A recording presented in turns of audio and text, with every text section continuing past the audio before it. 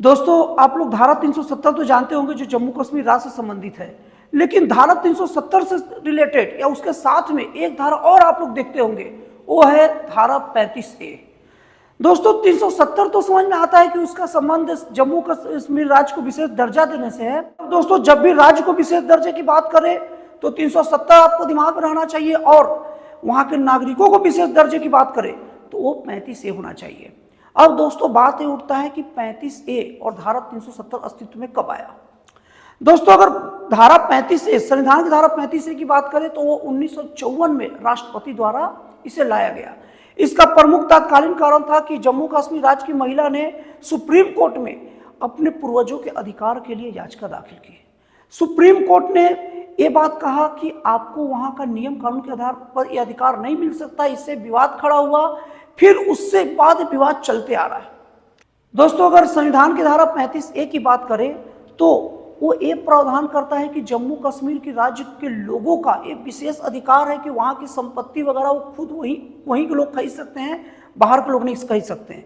मतलब दोस्तों अगर धारा संविधान की 35A की बात करें तो उसका मतलब ये होता है कि वो वहाँ के नागरिकों को विशेष सुविधा देता है, और अगर धारा 370 की बात करें तो राज्यों को विशेष सुविधा देता है। दोस्तों पॉइंट शुड बी नोटेड, मतलब अगर मैं ये बात कहूं कि धारा 370 क्या है तो उसका मतलब है जम्मू कश्मीर राज्य को विशेष दर्जा दे रहा है, और धारा 35A क्या है तो उसका मतलब ये है कि वहां के लोग को विशेष दर्जा दे रहा है। अब दोस्तों ये सवाल उठता है कि ये धारा अस्तित्व में कब आया।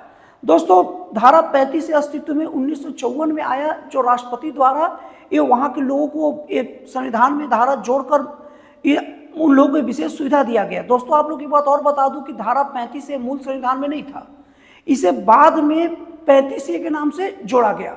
दोस्तों आप लोग एक चीज और बता दूं मैं कि जब भी कोई धारा में ABCD अब सदा लगता है तो इसका मतलब ये रहता है कि वो बाद में जोड़ा गया धारा है। तो इसके तहत ये माना गया कि धारा लागू होने के दिन जो जो वहां का निवासी था जम्मू कश्मीर को उसे वहां का मुख्य निवासी माना गया, और उसके पहले अगर कोई 10 साल से कोई लगातार रह रहा उसे भी जम्मू कश्मीर राज्य का निवासी माना गया। लेकिन दोस्तों इस टाइप की चीजें से राज्य में विभाजनकारी रीतियां पैदा होती है, वहां को लोगों को ऐसा लगता है कि धारा के कारण स्पेशल सुविधाएं मिलती है, तो उन लोग नहीं चाहते कि धारा कभी हटे, और इससे बाकी राज्यों से अलगाववाद भी फैलता है, क्योंकि जब बाकी के लोग वहां नहीं बस पाएंगे तो उन लोग वहां इस तरीके से रस बस जाते हैं कि बाकी लोगों को दिक्कत होती है।